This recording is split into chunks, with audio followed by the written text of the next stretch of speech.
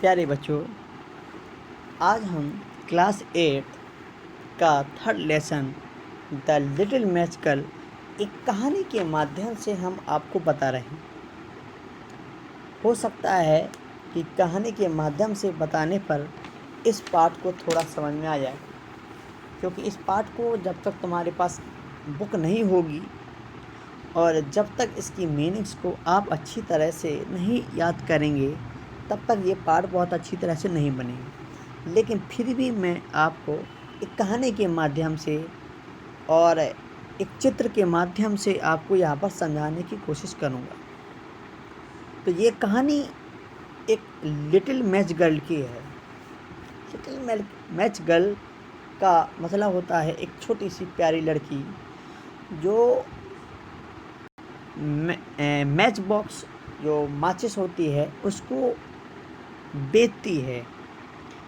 तो अब हम चित्र के माध्यम से आपको यहाँ पर समझा रहे हैं। देखिए, पैराग्राफ में जो दिया गया है वो पैराग्राफ को देखें पहले। Most terribly cold it was, it snowed and was nearly quite dark, and the evening, the last evening of the year, in this cold and darkness, there went along the street a poor little girl, bareheaded and with bare feet. When she left home, she had slippers on, it is true, but what was the good of that? They were very large slippers which her mother had hitherto worn so large were they, and the poor little thing lost them as she scurried away across the street because of two carriages that rolled by dreadfully fast. यहाँ से लेकर के यहाँ तक का हम आपको चित्र के माध्यम से अब हम आपको बता रहे हैं, तो थोड़ा आप समझें और आप बाद में आप पढ़ने की कोशिश भी करें। ये एक ठंडी और बर्फी न्यू ईयर की बात थी। लोग अपने कोट, ग्लव, स्कर्ट पहन के आना जाना कर रहे थे। सब लोग जल्दी में थे। कुछ लोग घर पहुंचने के जल्दी में थे और कुछ लोग न्यू ईयर सेलिब्रेट के लिए बाहर जा रहे थे। बच्चे रास्ते में खेल कूद कर रहे थे, एक दूसरे के ऊपर स्नोबॉल फेंक रहे थे, और उस समय एक लिटिल मैच गर्ल धीरे धीरे खेलने वाले बच्चों से थोड़ा अलग दिख रही थी। वो केवल उन बच्चों को देख रही थी बस। उसके पास दूसरों के बच्चे की तरह ना तो कोई ग्लव्स थे, और जो चप्पल भी थी तो वो उसकी नहीं थी, यानी उसकी काफ़ी बड़ी थी, यानी उसकी माँ की थी। उसके हाथ में केवल बॉक्स था। उसने देखा ही नहीं कि एक कार उसकी तरफ आ रही थी। वो दौड़ करके सड़क पार किया उसने, और सड़क पार करते समय उसकी जो चप्पल थी वो निकल गई, और जो चप्पल उसकी एक तो कहीं उसकी खो गई थी और एक जो चप्पल उसकी जो रह गई थी।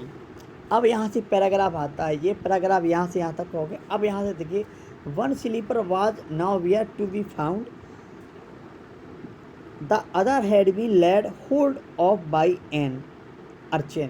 देखो, ये पैराग्राफ हम अब इस पैराग्राफ से आपको जोड़ते हैं। अब आपने अभी देखा चित्र के माध्यम से कि जब वो गाड़ी वहाँ से निकल रही थी तो दौड़ के जब उसने लिटिल मैच गर्ल ने उस पार गई तो उसकी दोनों स्लीपर्स जो है एक कहीं खो गई थी, और एक जो स्लीपर्स रह गई थी तो वो एक नटखट लड़का, लिखा ना अर्चिन, अर्चिन का मतलब होता है एक नटखट लड़का। तो एक नटखट लड़का जो है उस चप्पल को उठा ले गया। अब वो क्यों उठा ले गया वो भी देखो यहाँ इसमें दिया गया है। He thought it would be the capacity for a cradle when he someday of the other should have the children himself. So the little maiden walked on with her tiny bare feet. वो नटखट बाल इसलिए ले गया कि उसने सोचा होगा कि जब मेरे बच्चे होंगे तो उसके काम आएंगे। इस तरह से वो चप्पल उठा के ले गया। अब देखिए यहाँ से,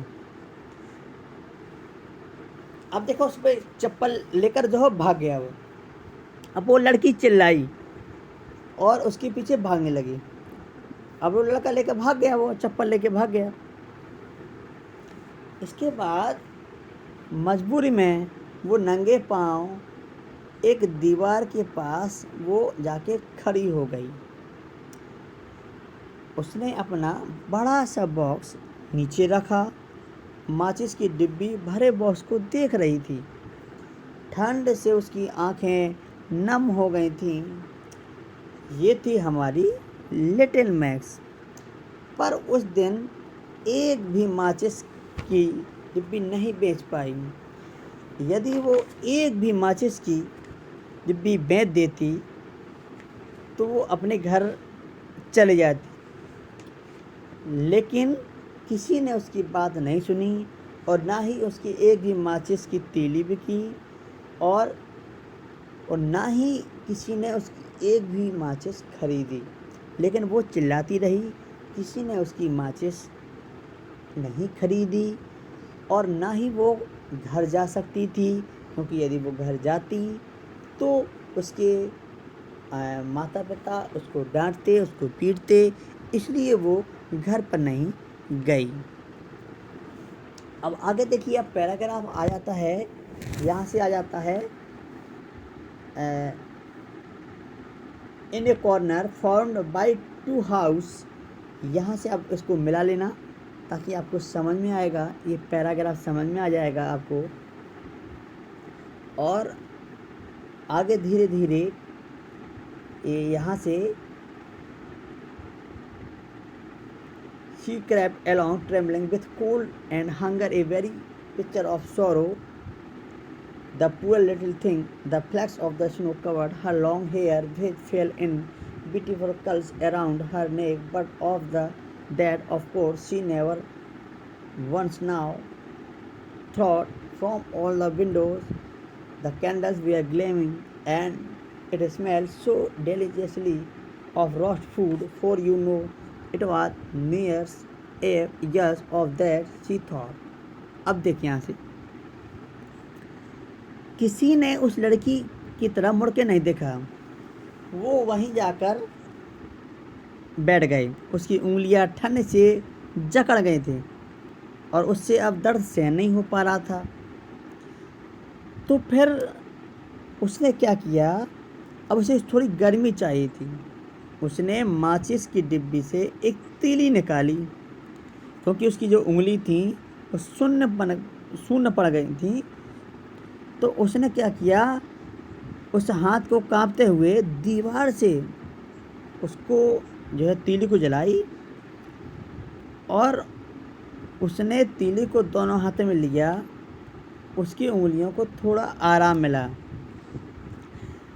और यहाँ से थोड़ा हम आपको बता रहे हैं, जैसे ही वो उस तीली को जलाती है और जब उसको एक गर्म महसूस होता है तो वो एक स्वप्न में डूब जाती है। यानी एक स्वप्न सा उसको आता है। और स्वप्न में होता क्या है, उसने अपने आँख को एक जलते हुए स्टोव के सामने पाया। वो एक बड़े से स्टोव के सामने सुंदर से कमरे में बैठी हुई थी और उसने गर्म स्वेटर, एक कैप और ग्लव्स उसने पहने हुए थे। यानी उसको इतनी गर्मी थी कि पसीने आ रहे थे। इसके बाद वो अचानक माचिस की जो तीली थी वो बुझ गई। अब जैसी तीली बुझते ही उसका सपना भी गायब हो गया। उसकी उंगलियां फिर से ठंडी पड़ गई उसकी। तो उसने क्या किया, फिर एक तीली जलाई उसने। और उस लड़की ने क्या किया, दीवार के सहारे उस लौ को बचाने की कोशिश की ताकि वो बुझ ना पाए। वो जो देख रही थी, दीवार अचानक से गायब हो गई। वहाँ एक बड़ा सा कमरा उसको नज़र आया। सफ़ेद कपड़े से ढके टेबल में खाना था। सिल्वर से पूरे कमरे में दिन की तरह उजाला था। टेबल को देखती रही और उसने देखा टेबल के बीच में एक बड़ा सा सुंदर सा ग्रेट मीट का टुकड़ा पड़ा है। उसने क्या किया कि एकदम से एक पीस लिया और अपने मुंह में डाल लिया उसने, और उसकी भूख खत्म हो गई। वो एक एक टुकड़ा और लेना चाहती थी, और जैसे ही वो लेने लगी तो जो माचिस की तीली थी वो बहुत जल्दी उसकी बुझ गई। और जैसे ही बेचारी लड़की उसने जब बुझ गई तो वो हाथ जल गई, और वो जब जलने लगी और जल के बुझने लगी तो उसका जो सपना था वो फिर टूट गया, और वो लड़की जैसी थी वो फिर आ गई। अब यहाँ सोचने की बात ये है कि जब भी वो उस सीख को कभी जलाती थी तो वो अचानक उसके अंदर एक ऐसा स्वप्न दिखाई देता था, और उस स्वप्न में वो जो खो जाती थी। लेकिन जब वो तीली बुझ जाती थी तो फिर वही स्थिति में आ जाती थी, फिर उसको वही ठंड लगने लगती थी, फिर वही कांपने लगती थी। अब इसके बाद देखिए, अब फिर से वो वहाँ सोचने लगी, एक और उसने तीली जलाई। अब की बार उसे और बड़ा सपना देखा, उसे बड़े से खूबसूरत सपना देखा। उसको एक बड़े से क्रिसमस ट्री के नीचे बैठी हुई थी। लेकिन रात थी, ठंड नहीं थी, और वो तारों को देख कर के बहुत खुश हो रही थी। उसने कभी इतना साफ आसमान कभी नहीं देखा था, इतने चमकते हुए सितारे उसने कभी नहीं देखे थे। फिर एक टूटता हुआ तारा उसको दिखाई दिया। उसने मन में सोचा, एक तारा आसमान की ओर जो है चला गया। उसकी दादी उसकी कहा करती थी उसी प्रकार। फिर उसने क्या किया, उसको उसकी दादी दिखाई दी, और वो दादी को देखते रहीं। और जब कोई तारा टूटता है तो हमेशा कोई उसकी जगह ले लेता है। और इतना कहते हुए उसकी दादी माँ गायब हो गई, और लिटिल मैच गर्ल उन्हें आवाज़ लगाई कि दादी रुको, दादी मत जाओ, दादी मैंने तुम्हें बहुत मिस किया है। लेकिन उसने फिर से यानी उसको दादी को फिर से देखने के लिए उसने फिर एक सीख जलाई, उसने उसकी तीली जलाई। वो भूल गई वो कैसे ठंड से कांप रही थी, और फिर से वो एक सपना देखने लगी। जब भी वो हर बार माचिस की तीली जलाती थी तो उसे ऐसा लगता था जैसे उसको अपनी दादी को देख रही थी। फिर उसने एक तीली जलाई तो उसे उसकी दादी फिर दिखाई दी। उनके प्यारे चेहरे को देख करके अपनी सारी तकलीफ़ वो भूल जाती थी। ये लम्हा कभी नहीं ख़त्म हो जाए, इसलिए उसने आखिरी माचिस की तीली जला दी। उसकी दादी माँ फिर से उसके सामने आ गई। उन्होंने अपने हाथ में हाथ थामा और वो दोनों आसमान में उड़ने लगे एक साथ। लिटिल गर्ल बहुत राहत महसूस हुई। अब ना ठंड थी ना भूख थी। ठीक उसी समय एक और तारा टूटा, और इसके बाद सुबह जब लोग रास्ते से गुजर रहे थे उन्होंने लिटिल मैच को दीवार के सहारे बैठे देखा। उसकी आंखें बंद थीं, लेकिन चेहरे पर एक प्यारी सी स्माइल थी। लेकिन लोग आसपास सारे लोग देख रहे थे, और उसके आसपास बहुत सारी तिलियाँ उसकी पड़ी हुई थीं। उसने ऐसे सपने जिन्हें कोई नहीं देख पाएगा। तो ये जो कहानी दी गई है वो एक लिटिल मैच गर्ल की है। इस पाठ में केवल इतना एक दर्शाया गया है, एक छोटी सी गरीब लड़की किस तरह से माचिस को बेचने के लिए जाती है, और वो दिन जिस दिन सभी लोग एंजॉय करते हैं क्योंकि न्यू ईयर्स का दिन था।